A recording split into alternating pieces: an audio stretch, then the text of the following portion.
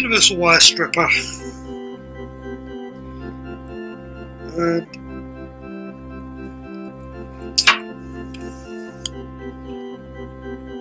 there you have it. Stripped, clean, neat, tidy.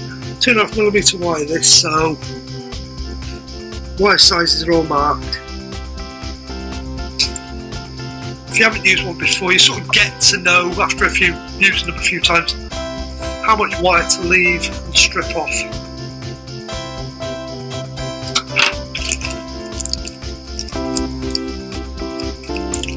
I know I should be soldering these connectors on, but there's such a little amount of current going through.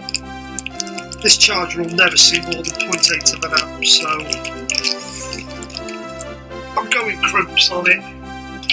I've always put crimps on them, to be honest. I know I shouldn't.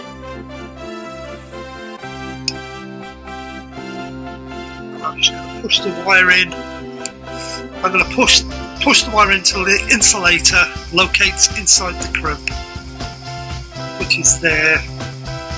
And I just want to see the wire poking out at the end through the little hole in the crimp. So again, this is colour coded: red crimps, blue crimps, yellow crimps.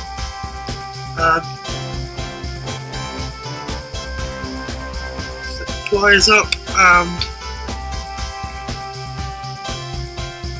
1, 2,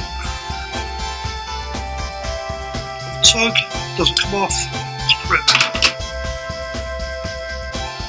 Same again, the wire until it hits the end, make sure the wire's visible just.